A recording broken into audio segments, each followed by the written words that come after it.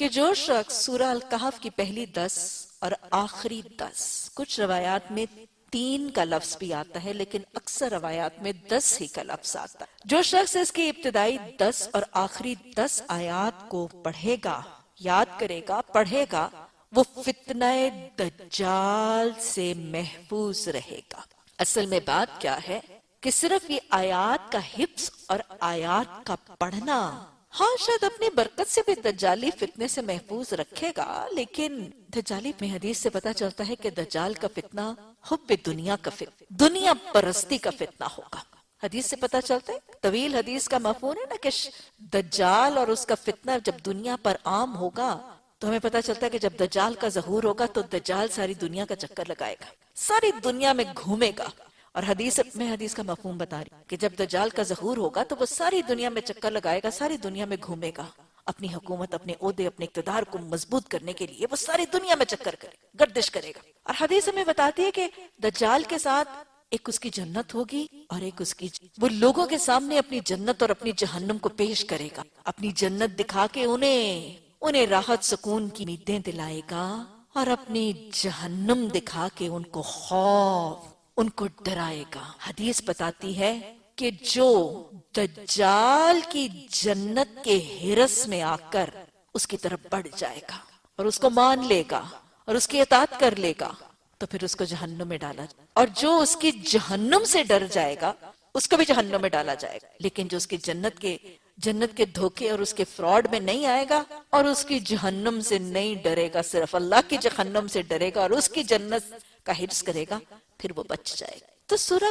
کہف کا بنیادی مضمون بھی قاری قرآن کے دل سے دنیا کی محبت کو اکھاڑ کر فکر آخرت اگا دینا، یہی بنیادی مضمون ہے سورہ الکہف۔ سورہ الکہف حب دنیا پر بڑی قاری ضرب لگاتی ہے، بڑا زور سے جھنجھوڑ کے رکھ دیتی ہے دنیا کے محبت کے ایوانوں کو، پاش کر دیتی ہے دنیا کے محبت کے بتوں کو، اور فکر آخرت کی اصلاح کر دے۔ لہٰذا اس کی ابتدائی اور اس کی آخری آیات پھر شیطان کے دجال کے فتنے سے اسی لیے تو محفوظ رکھے گی کہ سورہ کہف کو پڑھنے والا حب دنیا سے غنی اور فکر آخرت سے مالا مال ہو جاتا ہے، اور وہ شخص جس کو یہ نعمتیں نصیب ہو جائیں، غنا اور فکر آخرت، وہ دجال کے فتنے سے پرامن ہو جائے۔ اس کے جمعے کے دن کے پڑھنے کی فضیلت بھی حدیث مبارکہ سے ثابت۔ حضرت ابو سعید خدری رضی اللہ تعالی عنہ کی روایت سے حدیث آتی ہے کہ آپ صلی اللہ علیہ وسلم نے فرمایا کہ جو اسے جمعے کے دن پڑھے گا، جو شخص اس کو جمعے کے دن پڑھے گا۔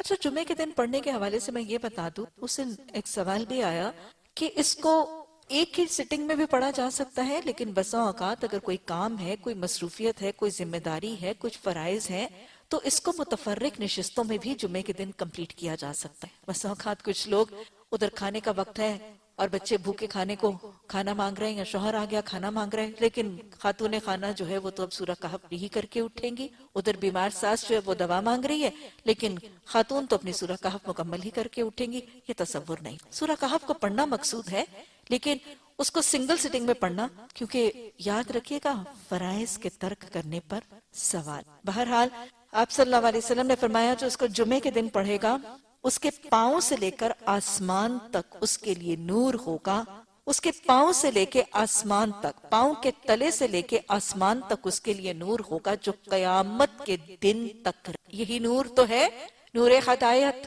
جو اس کو دجال کے فتنے سے بھی تو محفوظ رکھے گا۔ اسی طرح آپ صلی اللہ علیہ وسلم نے فرمایا جو جمعے کے دن سورہ الکہف کو پڑھے گا، 2 جمعوں کے درمیان اس کے لیے نور رہے گا۔ اسی طرح ایک اور حدیث میں ہے کہ جس نے سورہ الکہف ایسی پڑھی جیسے کہ وہ نازل کی گئی ہے، ویسے بھی دہرائے تجوید کے حوالے سے آپ صلی اللہ علیہ وسلم نے فرمایا اللہ کو قرآن پڑھنا ایسا پسند ہے جیسا کہ اس کو نازل کیا گیا تھا۔ اور آج ہی آپ نے حدیث میں پڑھا کہ قرآن کو 7 حرفوں اور 7 لہن میں نازل کیا۔ تو جس نے سورہ الکہف ایسے پڑھی جیسے اس کو نازل کیا گیا تھا، تو وہ قیامت کے دن اس کے لیے نور کا ذریعہ ہو۔ وہ قیامت کا دن جس دن لوگوں نے دعا کرنی ہے ربنا اتمنا واغفر لنا، اپنی بخشش اور اتمام نور کی دعائیں کرنی ہے، اس دن یہ سورت نور کا ذریعہ۔ اللہم اجعل فی قلبی، یہ فضیلتیں، یہ دجال کے فتنے سے بچنا اور یہ نور ہدایت، یہ سورت کیا مضمون ہے اس کا؟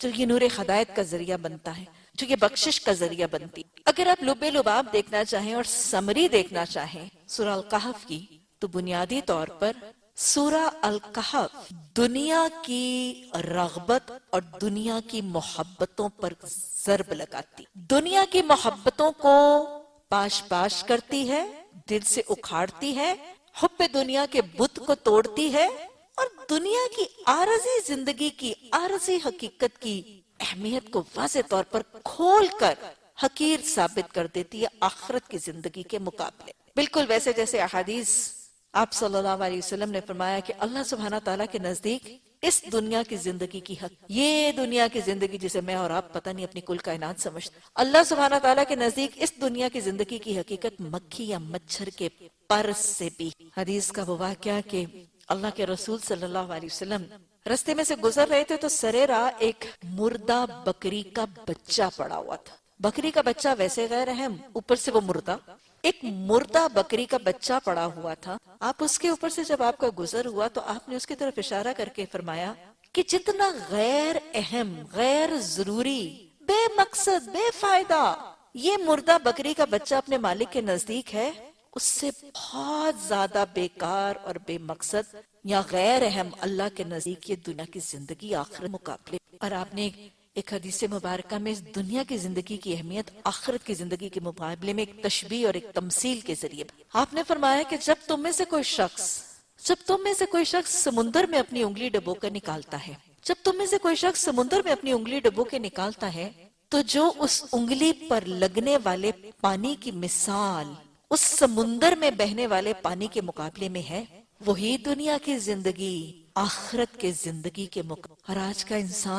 آج کے انسان جو دنیا کی دوڑ میں اندھا بہرا ہو کے دوڑتا چلا جا رہا ہے، آپ دیکھیں کہ وہ انگلی میں لگے ہوئے پانی کے پیچھے بھاگ رہا ہے، اور وہ کتنا احمق ہے جو اس سمندر، اس بحر بے قرار کو چھوڑ رہا. اللہ ہمیں اپنی ترجیحات درست کر کی توفیق. اللہ نے جو اس دنیا میں بھیجا وہ خلق الموت والحیات لیبلوکم ایکم احسن عملا، یہ تو امتحان گاہ تھی، اور اس کی کامیابی کے بعد کامیابی کا نتیجہ خالدین فیہا ہمیشہ تھا. امتحان گاہ تو عارضی ہوا کرتا ہے، امتحان تو شارٹ لیوڈ ہوتا ہے، لیکن اس امتحان گاہ کے نتائج خالدین فیہا، یہ ہے دنیا کا آخرت. سورہ الکہف اگر مجھے اور آپ کو سکھائے گی دنیا کی محبت کو نکال کر اللہ کی حب مال، حب جاہ، دنیا کی محبتوں کو نکال کر اللہ کے رسول صلی اللہ علیہ وسلم اس قرآن اس دین کی محبت ڈالے گی، دنیا کی محبتوں کو ہیچ کر کے دکھا دے گی، یہاں کے غم، یہاں کے دکھ، یہاں کی پریشانیوں کے بارے میں سکھا دے گی. یہاں کی پریشانیاں، یہاں کے غم، یہاں کے دکھوں پر جلتے ہو، کڑتے ہو، روتے ہو، دھوتے ہو. ارے غم کرنا ہے، فکر کرنا ہے تو کس کی کرو؟ شرک سے بچنے کی کرو، توحید پہ جمنے کی کرو، ایمان کی سلامتی کی کرو، بدعتوں سے بچنے کی کرو، سنتوں کو اپنانے کی کرو. فکر کرنی ہے تو اپنے عمل میں استقامت کی کرو، فکر کرنی ہے تو اپنے عبادات کے حسن اور خشوع اور خضوع کی کرو، فکریں کرنی ہے تو اپنے اعمال کی قبولیت کی کرو، فکریں کرنی ہے تو اپنے اعمال کی حفاظتوں کی. دکھ غم دنیا کے پریشانیاں اور غم نکال دو، اصل غم آسان موت کو بنا. غم کرنا ہے، دکھ کرنی ہے، پریشانی کرنی ہے، اپسیٹ ہونا ہے، ٹینشن لینی ہے تو قبر کی کشادگی کی ٹینشن لو. میدان حشر میں وَلَا خَوْفٌ عَلَيْهِمْ وَلَا هُمْ يَحْزَنُونَ کی فکریں کر لو. اللہ کے عرش کے سائے میں جگہ ملنے کی فکر کر لو. قیامت کے دن سایہ نصیب ہونے کی فکر کر لو. فکر کرنی ہے تو اعمال نامے کے کھلنے کی کرو، اس کے تلنے کی کرو، اس کو پڑھنے کی کرو. اعمال نامہ سیدھے ہاتھ میں ملنے کی فکر کرو. فکر کرنی ہے تو پل صراط پہ چلنے، فکر کرنی ہے تو جہنم کے داروغہ سے ملاقات. فکروں کا پیمانہ بدل. یہاں کی فکریں عارضی ہیں، یہاں کی چیزیں بھی عارضی ہیں، عارضی چیزوں سے دل نہ لگاؤ، ان سے محبت نہ. یہاں کی فکریں بھی عارضی ہیں، یہاں کے غم بھی عارضی ہیں. یہاں کے فکروں اور غموں کے ساتھ اپنی الجھنیں نہ بڑھاؤ.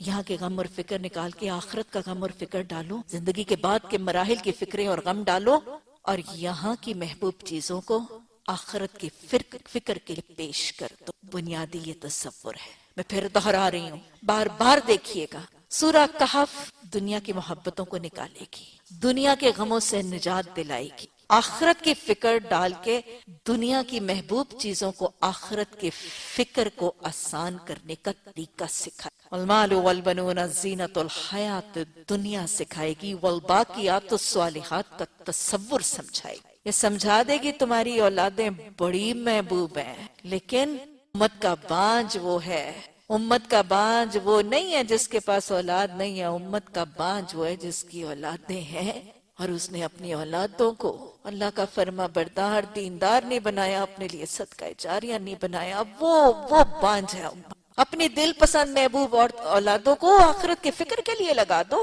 یہ بتا دے گی، یہ سکھا دے گی دنیا کا مال بڑا محبوب ہے تمہیں، بڑا محبوب ہے تمہیں، بڑا عزیز ہے، لیکن قیامت کے دن امت کا فقیر کون ہوگا؟ وہ شخص نہیں جس کے پاس مال نہیں، امت کا فقیر وہ ہوگا جس کے پاس مال بہت سا ہوگا لیکن اس نے اپنی آخرت کے لیے خرچ کر کے اپنے لیے اس مال کو صدقہ جاریہ نہیں بنایا۔ وہ امت یہ سکھا دے گی سورہ، یہاں کی اولادوں اور یہاں کے مالوں سے محبت نہ کرو، ان سے محبت کرنی ہے تو ان محبوب چیزوں کو اپنے لیے باقیات و صالحات بنا کے اپنی آخرت کی نجات کا ذریعہ بنا۔ ہمیں حقیقت سمجھا دیتی ہے، یہاں کے فکروں کا تصور سمجھا دیتی ہے جو رسول اللہ صلی اللہ علیہ وسلم کی حدیث کے الفاظ بتاتے، یہاں کی نعمتوں کی کیفیت اور یہاں کے غموں کی حالت۔ آپ صلی اللہ علیہ وسلم فرمایا قیامت کے دن ایک وہ شخص جو ساری زندگی دنیا کی ساری زندگی میں نعمتوں سے مالا مال رہا، اس کو کسی ایک تکلیف نے نہیں چھوا، یعنی دنیا میں نعمتیں تھی، ساری نعمتیں اس کو ملی تھی، کوئی تکلیف، کوئی دکھ، کوئی غم، کوئی پریشانی نہیں آئی تھی۔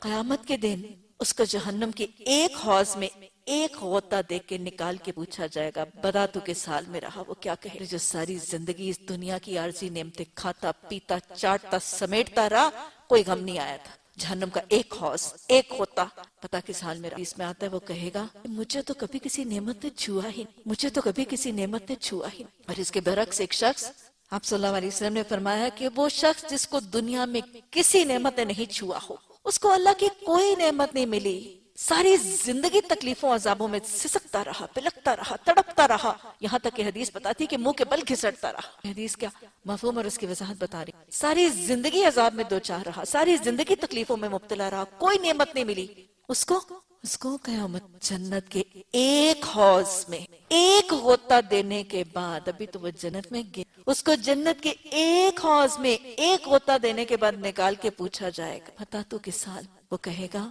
مجھے تو کبھی کسی تکلیف نے چھوا ہی نہیں ہے، دنیا فکروں پریشانیوں کی قط، اور یہ ہے دنیا نعمت کی اصل، دنیا سے غنی۔ اللہ ہمیں دنیا کی محبتوں سے غنی کر کے، اللہ ان دنیا کے فکروں سے آزاد کر کے، اللہ ہمیں آخر فکر اپنی زندگیوں میں کرنے۔ اللہم انی اسأل حبک وحب من یحبک وعمل الذی یبلغ۔ بسم اللہ الرحمن الرحیم۔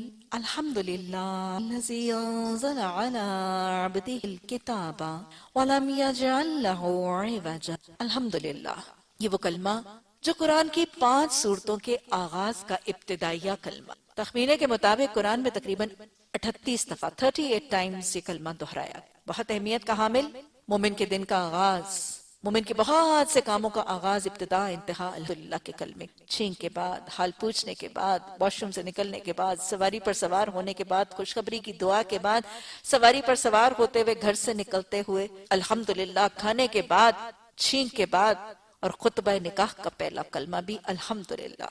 کیا تربیت کرتا ہے؟ 4 تربیت، دہرا لیجیے۔ سورہ فاتحہ کے آغاز میں نے آپ کو 4 تربیتیں کرتا ہے۔ سب سے پہلی تربیت ذکر کی، شکر کی، صبر کی، تکبر، یہ پہلے 4 زینے ہیں اعمال صالحہ کی سیڑھی، جنت کی طرف جانے والی سیڑھی کے یہ 4 زینے الحمدللہ کی تربیت۔ سب تعریفیں اللہ کے لیے ہیں جس نے اپنے بندے پر یہ کتاب نازل کی اور اس میں کوئی ٹیڑھ نہیں، ٹھیک سیدھی بات کہنے والی کتاب، تاکہ وہ لوگوں کو خدا کے سخت عذاب سے خبردار کر دے اور ایمان لا کر نیک عمل کرنے والوں کو خوشخبری دے دے کہ ان کے لیے اچھا اجر ہے جس میں وہ ہمیشہ رہیں، اور ان لوگوں کو ڈرا دے جو کہتے ہیں کہ اللہ نے کسی کو بیٹا بنا۔ اللہ سبحانہ تعالیٰ نے، اگر آپ دیکھیں تو یہ ابتدائی 4 آیات کے اندر بڑی جامعیت سے اللہ نے اپنا تعارف، اپنی صفات کا تعارف، اپنی ذات کا تعارف، توحید اور شرک کی نفی، یہ پہلا تصور، عقیدہ رسالت، انزل علی عبدہ محمد صلی اللہ علیہ وسلم کا تعارف، اپنی کتاب کا تعارف، اور آخرت کا تعارف، آخرت کی کامیابی اور آخرت کی ناکامی کا انحصار کن چیزوں پر ہے اس کا تعارف، یہ جامعیت ہے قرآن کی۔ 4 چیزیں پہلی 4 آیات کے اندر اتنی جامعیت کے ساتھ اپنی ذات، اپنی صفات، اپنے اختیارات کا، اپنے شرک اور اپنی توحید کا تصور، رسالت کا عقیدہ، آخرت کا عقیدہ اور آخرت کی کامیابی اور ناکامی کا تصور اور کتاب پر ایمان کی طرف میں۔ اس بات کا انہیں کوئی علم ہے اور نہ ان کے باپ دادا کو، تو بڑی بات ہے، منہ سے نکلتی ہے وہ محض جھوٹ بکتے۔ اچھا تو اے محمد صلی اللہ علیہ وسلم، شاید کیا کرو؟ فَلَعَلَّكَ بَاخِعٌ نَفْسَكَ عَلَىٰ آثَارِهِمْ إِن لَّمْ يُؤْمِنُوا بِهَٰذَا الْحَدِيثِ أَسَفًا۔ رسول اللہ صلی اللہ علیہ وسلم کی ایک کیفیت، آپ کی ایک روحانی کیفیت کا تذکرہ قرآن، اللہ سبحانہ تعالیٰ اپنے محبوب صلی اللہ علیہ وسلم کی ایک روحانی اور دل کی کیفیت کا تذکرہ فرما رہے ہیں کہ آپ صلی اللہ علیہ وسلم کا تو حال یہ ہے باخع النفس ہے کہ آپ کو تو دیکھ کے لگتا ہے کہ آپ اپنی جان کو ہلاک کرنے والے ہیں۔ آپ کو تو دیکھ کے یوں لگتا ہے کہ آپ اپنے نفس کو، اپنی جان کو گویا ہلاک کرنے والے، کس چیز کے پیچھے؟ کیا غم ہے، کیا دکھ ہے، کیا پریشانی ہے، کیا غم ہے؟ غم یہ ہے کہ یہ دعوت جو محمد صلی اللہ علیہ وسلم وحی کی تعلیمات کی اس کتاب کے ذریعے لوگوں تک پہنچا رہے ہیں، لوگ اس تعلیم کے ذریعے کو اللہ کے بندے اللہ کو پہچان نہیں رہے، خالق کے بندے خالق کو پہچان نہیں رہے، اللہ کے بندے جہنم کے گڑھے سے بچ کر جنت کی طرف جانے کے رستے کو اختیار کر نہیں رہے۔ یہ محمد صلی اللہ علیہ وسلم کا غم ہے، یہ آپ کا دکھ ہے، یہ آپ کا فکر ہے جس میں آپ اپنی جان گھلاتے ہیں۔ آج میں اور آپ محبت رسول صلی اللہ علیہ وسلم کے دعوے کرنے والے اپنے آپ سے پوچھیں تو صحیح، اتنی محبت کا دعویٰ، اتنی عقیدتوں کا دعویٰ، اتنے احترام کے دعوے، ہماری محبتوں اور ہماری فکر کے پیمانے کیا ہیں؟ آج ہمارے معاشرے میں غم کا پیمانہ کیا ہے؟ فکریں کس بات کی ہیں؟ کون سے غموں اور کون سی فکروں میں ہم جان گھلاتے؟ آج میرا معاشرہ، خواتین کا سب سے بڑا غم کیا؟ 80% خواتین اس معاشرے کی، ان کا ایک سب سے بڑا غم، دکھ، ان کا لباس۔ شادی آ رہی، کپڑے نہیں، نیا جوڑا نہیں، پرانے جوڑے پہنوں گی، فکر، غم، دکھ، ٹینشن، اتنی دفعہ پہن چکی ہوں، اتنے لوگوں نے دیکھا ہے۔ غموں کا پیمانہ ہی ہے، دکھ ہی ہے، کوڑی اس بات پہ رہی ہیں، جلد لباس پہ، غم اس بات پہ کریے، فکر کریے میں نیا جوڑا کہاں سے لاؤں، نیا غم بھی یہی ہے۔ اچھا اگر نیا جوڑا ہے، اگلا غم ڈیزائنر، اچھا جوڑا بھی ہے، ڈیزائنر بھی ہے، اس سے اگلا غم میچنگ شوز نہیں ہے، شادی پہ جانا ہے، بھانجے کی شادی ہے، بھائی کی شادی ہے، نئی جوتی نہیں پہنوں گی کیا ہوگا؟ اچھا جوتی ہے، ہینڈ بیگ نہیں، جوتی بھی ہے، جوڑا بھی ہے، ہینڈ بیگ بھی ہے، مہنگا بھی ہے، ڈیزائنر بھی ہے، اگلا غم اس رنگ کا سیٹ نہیں، سیٹ ہے تو پرانا امی کا 1901 کے زمانے کا لیٹ۔ آج فکروں کے پیمانے یہی ہیں، جن کی عمر بڑھ رہی ہے ان کا غم ہے میں بوڑھی لگنے لگی، میرے چہرے پر جھریاں آنے لگی، میرا رنگ خراب ہونے، میرے اخلاق خراب ہونے، میری عبادات خراب ہونے لگی، میرے معاملات کے اندر شکنیں آنے لگی۔ یہ غم نہیں ہے، غموں کے پیمانے اپنا حسن، اپنے لباس، اپنے زیورات، اپنا گھر۔ وہ کہتے ہیں نا 4 دن مانگ کے لائے تھے، 2 آرزو میں کٹ گئے، فکر معاش اگر نہ ہوتا، غم عشق اگر نہ ہوتا، غم روزگار ہو، آدھی زندگی غم عشق میں گزر جاتی، پھر عشق کے بعد جب اگلی زندگی شروع ہوتی ہے روزگار میں گزر جاتی، جوانیاں غم عشق میں گزر گئیں اور جوانی کے بعد غم روزگار میں گیا، ایسے گزر جاتے ہیں 4 دن کے نہیں۔ غموں کا پیمانہ کیا ہے؟ لَقَدْ كَانَ لَكُمْ فِي رَسُولِ اللَّهِ أُسْوَةٌ حَسَنَةٌ، ہم دیکھیں اللہ کے رسول صلی اللہ علیہ وسلم کا میرے اور آپ کے لیے غموں کا پیمانہ کیا ہے؟ کیا ہم نے کبھی اس بات پر غم کیا؟ کیا ہم اس بات پر کبھی تڑپے کہ وَاعْتَصِمُوا بِحَبْلِ اللَّهِ جَمِيعًا وَلَا تَفَرَّقُوا؟ میرے معاشرے میں نہیں ہو رہا نا، لوگ اس قرآن کی رسی کو نہیں تھام رہے، حدیث کے رنگوں اور طریقوں کو نہیں اپنا رہے۔ کیا میں اس پر کبھی تڑپی ہوں؟ کیا میں کبھی اس پر روئی ہوں؟ کیا میں اس پہ کبھی پریشان ہوئی ہوں؟ پھر میں شفاعت کی امید بھی رکھتی، پھر میں سفارش کا وعدہ بھی مانتی ہوں۔ اللہ ہمیں سنت کے صحیح طریقوں پر عمل، اللہ اپنے غموں، اپنے فکروں کے پیمانوں کو بدل کر اس کو مسنون پیمانوں پر لا کی توفیق ہے۔ اللہ سبحانہ تعالیٰ نے محمد صلی اللہ علیہ وسلم کے فکر کا پیمانہ دکھا کر ہمیں اپنے فکروں کا آئینہ دکھا دیا اور کہا کہ یہ جو کچھ سر و سامان زندگی ہے، ہاں جس کے ساتھ انسان دل لگاتا ہے، ہاں یہ جو سر و سامان زمین پر ہے نا، اس کو تو ہم نے اس کو زمین کی زینت بنایا ہے۔ کیوں بنایا ہے؟ تاکہ ہم لوگوں کو آزمائیں، ہم لوگوں کو آزمائیں کہ ان میں سے بہتر عمل کون کرتا ہے۔ یہ کوٹھیاں، یہ یہاں کی کھیتیاں، یہاں کی دکانیں، یہاں کی فیکٹریاں، یہاں کے بڑے بڑے پلازے، یہ تو ہم نے اسی لیے آباد کیے تھے، برپا کیے تھے کہ ہم تمہیں آزمانا چاہتے تھے۔ تمہاری کھیتیوں کے ذریعے، تمہاری کوٹھیوں کے ذریعے، تمہارے پلاٹوں کے ذریعے، تمہاری جائیدادوں کے ذریعے تمہارے پلازوں کے ذریعے، تمہاری فیکٹریز، تمہاری انڈسٹریز، تمہاری دکانوں کے ذریعے، یہ تو ہم نے تمہاری آزمائش کے لیے بنائے تھے. اچھا ان کا انجام کیا ہوگا؟ آخر کار اس سب کو ہم چٹیل میدان بنائیں گے. تمہاری محبوب فکروں کا پیمانہ بتا دیا گیا، اس کے بعد محبوب چیزوں کا انجام بنے. ان سب نے تو چٹیل میدان بن جانا ہے، ان سب کے تو وارث ہم ہونے والے ہیں. یہاں کچھ بھی نہیں بچے گا اس وقت سے پہلے کہ جب کچھ نہیں بچے گا. اس کو اپنے لیے صدقہ جاریہ بنا دو. کہیں امت کے فقیر نہ بن جانا، کہیں امت کے بانجھ نہ. یہ بڑا ایک واضح سا پیغام دینے کے بعد اب ان 3 واقعات کے سوالوں کے جواب دے کر یہی پیغام مختلف طریقوں سے سمجھایا. ام حسبتا، کیا تم سمجھتے ہو کہ غار والے اور قطبے والے ہماری کوئی بڑی نشانیوں میں سے تھے؟ جب وہ چند نوجوان غار میں پناہ گزین ہوئے تھے اور انہوں نے کہا تھا کہ اے پروردگار ہمیں اپنی خاص رحمت سے نواز دے اور ہمارا معاملہ بھی درست کر دے، تو بس ہم نے انہیں اسے غار میں تھپک کر سال کے لیے گہری نیند سلا دیا. پھر ہم نے اٹھایا تاکہ دیکھیں کہ ان 2 گروہوں میں سے کون اپنی مدت قیام کا ٹھیک شمار کرتا ہے. یہ غار والے، اصحاب الکہف والرقیم، یہ کون تھے؟ پہلے ان کے مختصر سی رودات سن لیجئے. اصل میں یہ کچھ نوجوان تھے اور ان کا تعلق اس قوم سے تھا جو حضرت عیسیٰ علیہ السلام کے پیروکار تھے. حضرت عیسیٰ علیہ السلام کے پیروکار بنیادی طور تو دین اسلام پر تھے، دین حق پر تھے. یہ مسلمان تھے، یہ عیسائی تھے. لیکن آپ کو پتہ ہے کہ اللہ سبحانہ تعالیٰ کی دستور اور اللہ کی سنت اور اللہ کا دستور ہمیشہ سے رہا ہے کہ جب بھی کسی نبی کے پیروکار اور حاملان کتاب جب تک اللہ اور اللہ کے رسول کی تعلیمات کو تھامے رہتے ہیں، اللہ عروج دیتا ہے، حکومت دیتا ہے، عہدے دیتا ہے، عزت دیتا ہے، ترقیاں دیتا ہے. لیکن جب وہ کیا کرتے ہیں؟ اللہ اور اللہ کی تعلیمات، اطیعوا اللہ و اطیعوا الرسول کو چھوڑ دیتے ہیں، تو پھر اللہ ان پر ظالم، جابر حکمران مسلط کر دیتا ہے. اس قوم کے ساتھ ایسے ہی ہوا. حضرت عیسیٰ علیہ السلام کے پیروکار ہیں، توحید پرست تھے، مسلمان تھے. لیکن جب انہوں نے اپنے دین کی تعلیمات کو چھوڑا، اپنے نبیوں کی تعلیمات کو چھوڑا، تو کیا ہوا؟ اللہ کے حکم سے ایک مشرک بت پرست قوم اللہ کے حکم سے ان پر مسلط. اس قوم کے ایک حکمران کا نام ڈیسیس بتایا جاتا ہے، اور یہ ڈیسیس ہی کے دور کے کچھ نوجوان تھے. ڈیسیس جسے اردو میں دقیانوس کے نام سے بھی جانا جاتا ہے. ہم پرانی چیزوں کو کیا کہتے ہیں؟ دقیانوسی سوچ. تو یہ دقیانوس تھا. ڈیسیس یا دقیانوس یہ ایک مشرک تھا، بت پرست تھا. اس کے دور میں ایک بہت مشہور دیوی جس کا نام ڈایانا تھا، ڈایانا نامی ایک دیوی، اس نے اپنے اس علاقے کے اوپر، ان عیسائیوں کی قوم کے علاقے کے اوپر جب اس نے اپنی حکومت، اس نے غلبہ اختیار کیا، تو یہ اپنا شرک والا دین بھی اپنے ساتھ لے آیا، اپنے بت بھی ساتھ لے آیا. ان کی قوم کے اندر اس نے ایک بڑی سی ڈائنا کا ایک بت جو ہے وہ بنا بھی دیا. اور یہ ان توحید پرستوں کو، جنہوں نے اپنا دین بدل کے کچھ سے کچھ بنا دیا تھا، ان کو شرک کی طرف مائل. اور اکثر قوم ان کی شرک کو مان بھی چکی تھی. لیکن اس مشرکانہ ماحول میں، اس بت پرستانہ ماحول میں ان عیسائی، ان حضرت عیسیٰ علیہ السلام کے پیروکاروں میں سے یہ کچھ نوجوان توحید پرست اپنے دین اسلام اور دین توحید پر جم گئے تھے، ڈٹ گئے. یہ شرک پر قائل ہونے سے بیزار تھے.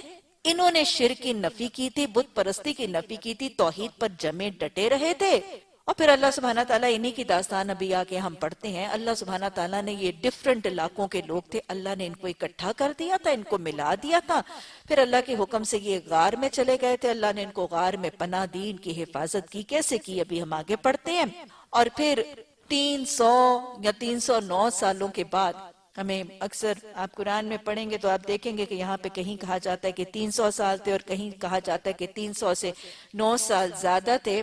تو وہ حدیث تفسیر بتانے والے کہتے ہیں کہ ہمارے جو کرسچن کیلنڈر کے مطابق، جو شمسی کیلنڈر ہے اس کے مطابق 300 سال تھے، اور جو قمری کیلنڈر ہے اس کے مطابق 309 سال تھے. بہرحال 300 یا 309 سالوں کے بعد یہ لوگ اللہ کے حکم سے پھر اٹھائے گئے تھے. اور پھر جب یہ اپنی بستی والوں کے پاس واپس چلے گئے تھے تو پھر ان لوگوں نے ان کو پہچان لی. اور پھر پہچاننے کے بعد چونکہ معجزانہ طریقے سے یہ اتنے سالوں کے بعد اٹھے تھے تو انہوں نے ان کو بہت ولی اللہ اور اولیاء اللہ بنا لیا. اور پھر چونکہ یہ جو اٹھے تھے یہ تھیوڈوسیس کے زمانے میں اٹھے. یہ ڈیسیس جو ہے وہ ہلاک ہو چکا تھا اور اس کے جو پیروکار ہیں ان کی حکومت جاری تھی.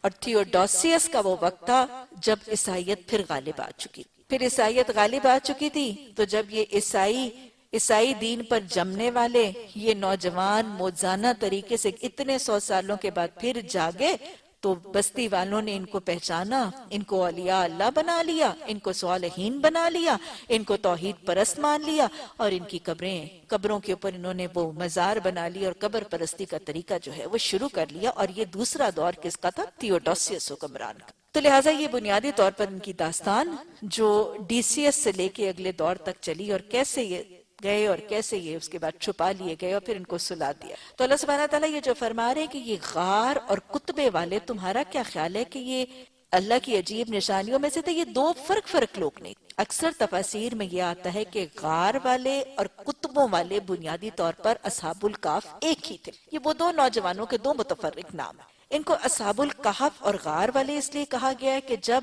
یہ اپنی قوم سے اپنا ایمان اور توحید بچانے کے لیے نکلے تھے تو انہوں نے غار میں پناہ لی تھی، اس لیے ان کو اصحاب الکہف کہا جاتا۔ اور ان کو اصحاب الکہف اس لیے بھی کہا جاتا ہے کہ جب انہوں نے غار میں پناہ لی تھی تو 300 یا 309 سال یہ اپنی غار میں سوئے رہے تھے، اس لیے ان کو اصحاب الکہف کہا جاتا ہے۔ اصحاب الرقیم ان کو کس حوالے سے کہا گیا؟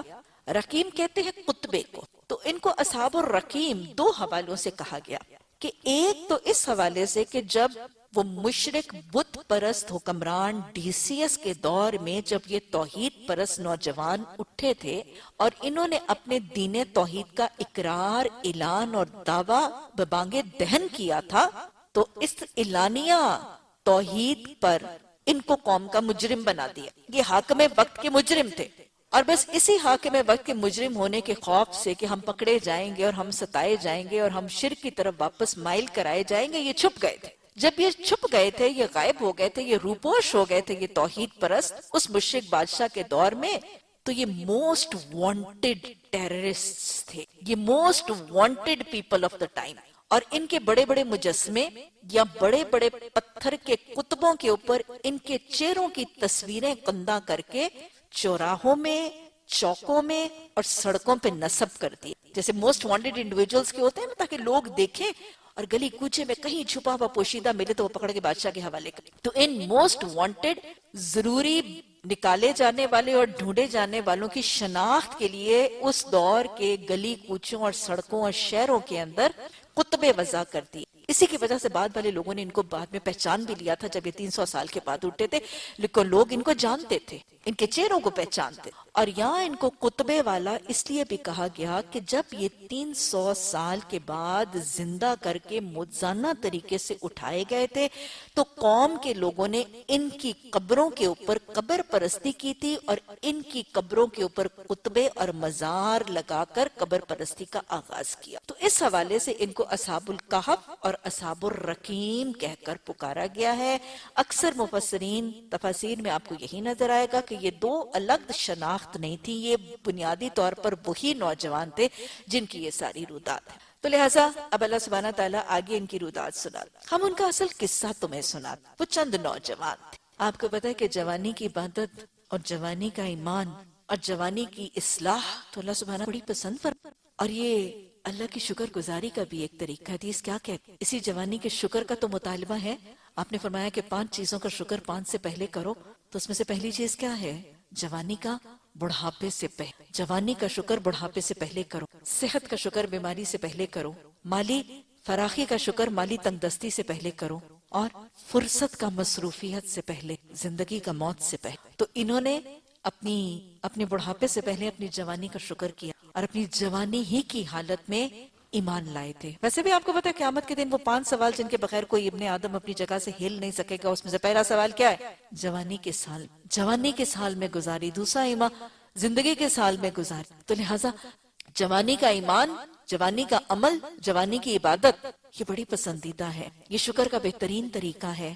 اللہ کے حضور قیامت کے دن پہلا سوال بھی ہے۔ اور ویسے بھی جوانی میں ایمان لانا، گر جوانی توبہ کردن شیوائے پیغم، یہ تو انبیاء کا طریقہ ہے۔ جوانی میں ایمان لانا اور جوانی پہ دین حق میں جمنا یہ تو انبیاء کا صالحین کا طریقہ ہے۔ اللہ کے ہاں بڑی قدردانی۔ آپ کو پتا ہے کہ اللہ کے عرش کے سائے میں جب سورج سوا نیزے پر ہوگا، لوگ اپنے اپنے اعمال کی کیفیت سے اپنے اپنے پسینے میں ڈوب ہوں گے، اور اللہ کے عرش کے سائے کے علاوہ اور کوئی سایہ نہیں ہوگا۔ جو 7 خوش نصیب اللہ کے عرش کے سائے میں ہوں گے، ان میں سے ایک وہ شخص جس نے جوانی عبادت کی اور اس کا دل مسجد سے، اور دوسرا وہ شخص جس کو کسی شخص نے، کسی خاتون نے، خوبصورت مالدار خاتون نے بدکاری کی دعوت دی اور اس نے کہا مجھے اللہ رحیم سے ڈرا۔ تو لہٰذا یہ جوانی میں تقوی کرنا، جوانی میں عبادت کرنا، جوانی میں ایمان اور اصلاح، یہ اللہ سبحانہ کو بڑا پسند۔ بہرحال یہ نوجوان تھے اور انہوں نے جوانی میں ایمان قبول کیا۔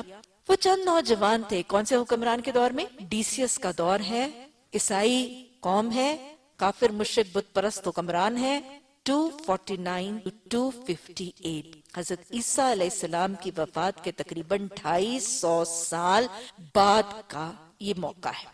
وہ چند نوجوان تھے جو اپنے رب پر ایمان لائے تھے، ہم نے ان کو ہدایت میں ترقی بخشی۔ اللہ ایسے ہی اللہ بندے کے گمان سے بڑھ کے معاملہ کرتا ہے۔ وہ رب کہتا ہے میرا بندہ دل میں یاد کرے، میں اسے دل میں یاد کرتا ہوں، محفل میں یاد کرے اس سے بہتر محفل میں یاد کرتا ہوں، چل کے آئے میں دوڑ کے آتا ہوں، 10 قدم آئے، 1 قدم آئے میں 10 قدم آتا ہوں۔ انہوں نے رب کی طرف قدم بڑھایا، اللہ نے ان کو ہدایت میں ترقی بخشی۔ اور کیا کیا؟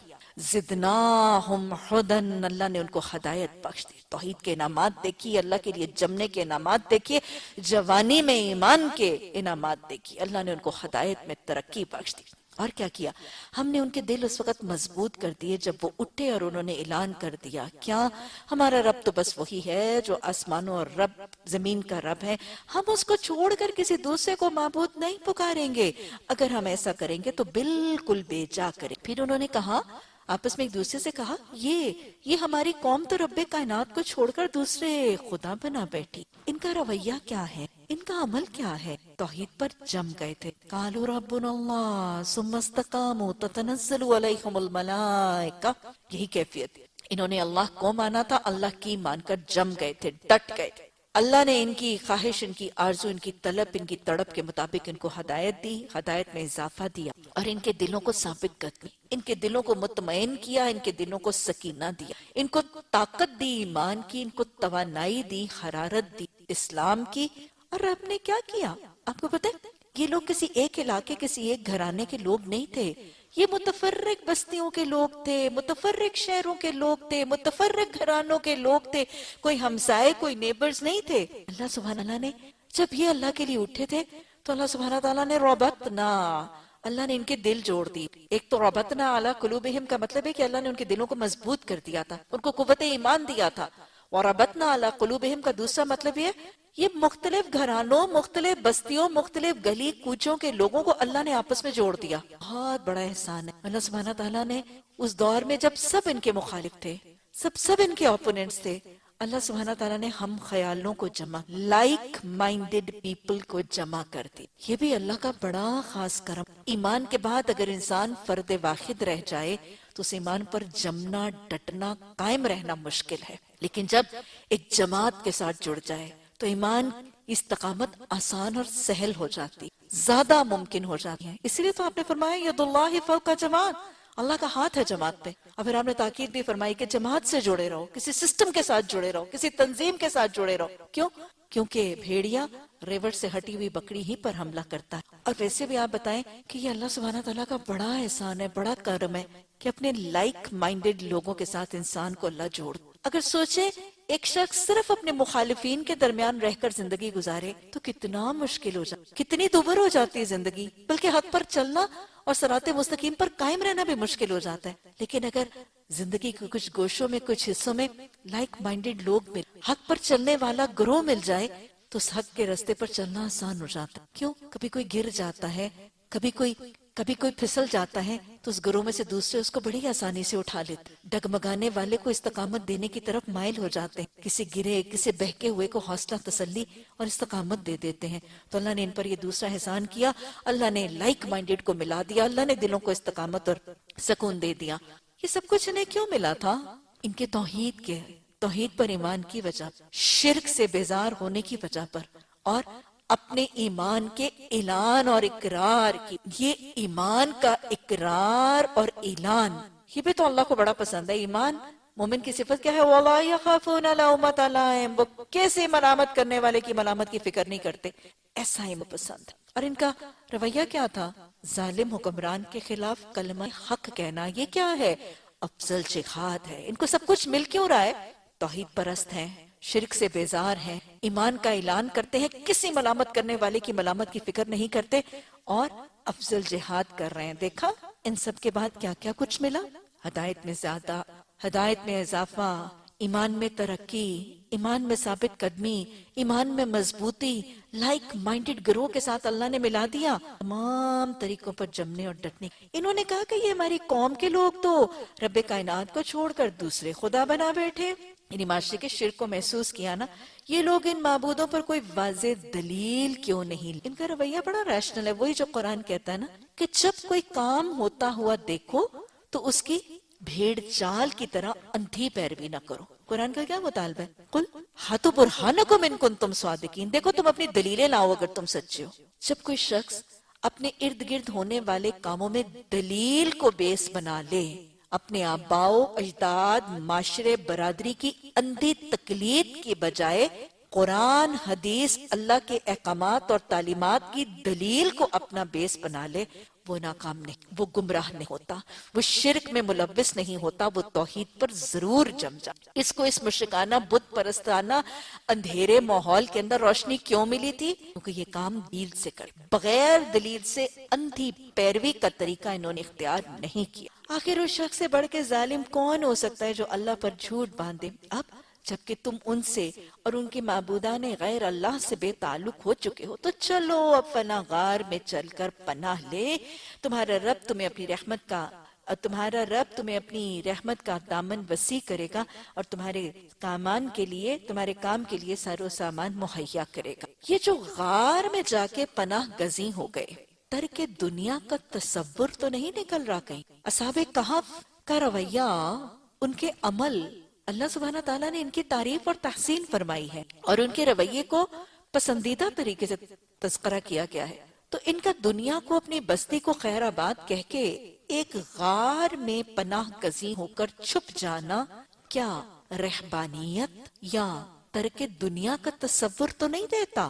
ایسا نہیں، یہ دنیا کو دنیا میں ملوث ہونے کے غم اور فکر کی وجہ سے نہیں چھوڑ کے گئے تھے۔ یہ اگر غار میں چھپے تھے تو اپنی جان، مال، عزت، آبرو کے ساتھ اپنے ایمان کی حفاظت کے لیے بچے تھے۔ ان کو ظالم حکمران کے دور میں اپنے ایمان اور اپنے جان، عزتوں، آبروؤں کا خوف تھا۔ ان کو اپنے گلی کوچوں میں اور اپنی بستیوں اور اپنے رشتہ داروں اور اپنے مال کے درمیان رہ کر یہ خوف نہیں تھا کہ یہ دنیا کی رنگینیاں ہمارے ایمان کو خراب کریں گی۔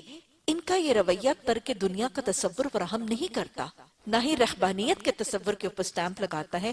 یہ صرف اپنے ایمان کو بچانے کے لیے اس ظالم حکمران سے بچنے کے لیے گئے تھے۔ یہاں سے ترک دنیا اور رہبانیت کا تصور کا جواز پیدا نہیں ہو۔ اور ویسے بھی آپ دیکھیں کہ ان کے رویے میں کیا ہے، تمہارا رب اپنا دامن رحمت وسیع کرے گا اور تمہارے لیے سامان پیدا کے رویوں میں توکل ہے، قناعت ہے، اور جو اللہ پر توکل کرتا ہے پھر وہ اللہ کا محبوب بن جاتا ہے، اور پھر اللہ اس کے گمان سے بڑھ کے اس کے ساتھ آسان کرتا ہے۔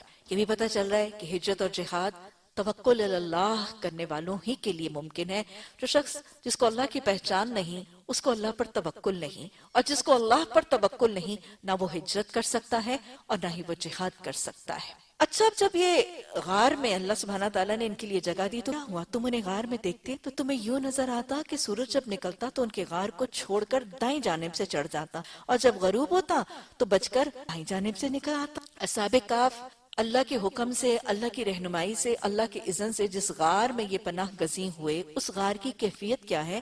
اللہ سبحانہ تعالیٰ خود قرآن میں بتا رہے ہیں کہ اس غار کی کیفیت یہ تھی کہ اس غار کی کیفیت کچھ ایسی تھی کہ نہ سورج کے غروب ہوتے وقت نہ سورج کے طلوع، اس میں سورج نہیں آتا، اور سورج کی روشنی ان کو نہ ستاتی تھی، نہ اس کی گرمی اور حدت ان کو پریشان کرتی۔ اگر آپ دیکھیں تو یہ بہت پریکٹیکلی پاسبل ہے، این ممکن ہے کہ وہ غار کا جو دھانا ہے، اس کا رخ، اور غار کا جو منہ ہے، جو اس کی اوپننگ ہے، اس کا رخ شمال کی طرف ہو، نارتھ کی طرف ہو۔ اور آپ کو پتہ ہے کہ جو نارتھ کی طرف اپنے گھر کے کمرے بھی اگر آپ جا کے دیکھیں تو جو کمرے نارتھ کی طرف ہوتے ہیں نہ ان کے سورج کے طلوع ہوتے وقت ان میں روشنی آتی ہے اور نہ غروب ہوتے۔ وہ جو ساؤتھ کی طرف ہوتے ہیں، ویسٹ اور ایسٹ کی طرف جو کمرے، مشرق، مغرب یا جنوب کی طرف جو کمرے ہوتے ہیں، ان کے اندر سورج کی دھوپ اور روشنی کسی نہ کسی وقت ضروری آتی ہے، لیکن جو شمال کی طرف جن کا رخ ہوتا ہے ان کے اندر وہ سورج کی دھوپ اور روشنی دن کے کسی وقت بھی نہیں آتی، اور وہ قدرے ٹھنڈے بھی ہوتے ہیں اور ہوا کا رخ بھی اس طرف سے بہتر ہے۔ تو اللہ سبحانہ تعالیٰ نے آٹومیٹکلی ان کی رہنمائی جو ہے وہ ایسی غار کی طرف کر دی۔ پتہ کیا چل رہا ہے؟ اللہ سبحانہ تعالیٰ نے کس چیز کا اہتمام کیا؟ ان کو زمانے کے اندر جو بھی ان کو میسر ہجرت کرنے والے ان مجاہدوں کو اور قربانیاں دینے والے اور اخلاص کے ساتھ اللہ کی رضا کے لیے نکلنے والوں کے لیے اللہ سبحانہ تعالیٰ نے ایک غار، ایک ٹھکانہ فراہم کر دیا، اور پھر ٹھکانہ فراہم کرنے کے بعد اس ٹھکانے کو معاشرے کی، حالات کی، دنیا کے غموں، دکھوں، پریشانیوں، تنگیوں، دھوپ، چھاؤں، گرمیوں، فکروں سے ان کو بچا لیا۔ جب کوئی اللہ کی راہ نکلتا ہے نا، اللہ ایسا ہی معاملہ کرتا ہے۔ ہجرت کرنے والوں، اللہ کی رضا کے لیے چیزیں چھوڑنے والوں کو اللہ ٹھکانے دیتا ہے، ان کو دھوپ چھاؤں گرمیوں سے بچاتا ہے۔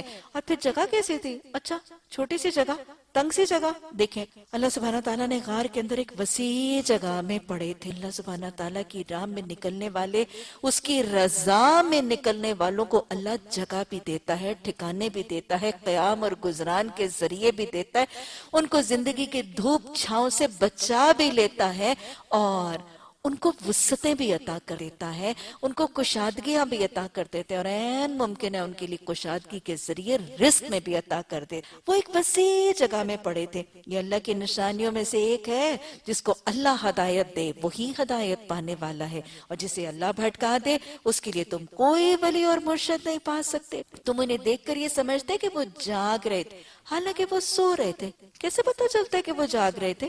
ہم انہیں دائیں بائیں کروٹ دلوا رہے تھے۔ کون دلوا رہا تھا؟ اللہ سبحانہ تعالیٰ۔ اللہ سبحانہ تعالیٰ فرما رہے ہیں کہ جب میرے حکم سے وہ اس غار میں پہنچے، جگہ بھی کشادہ تھی، دھوپ چھاؤں بھی نہیں ستاتی تھی، گرمی دھوپ بھی نہیں ستاتی تھی، کوئی پریشانی غم نہیں تھی، اور اتنا کھلا سا غار تھا، and they were very comfortable۔ پھر اللہ نے ان کو سلا دیا، اور سلاتے میں بھی اللہ نے کیا کیا؟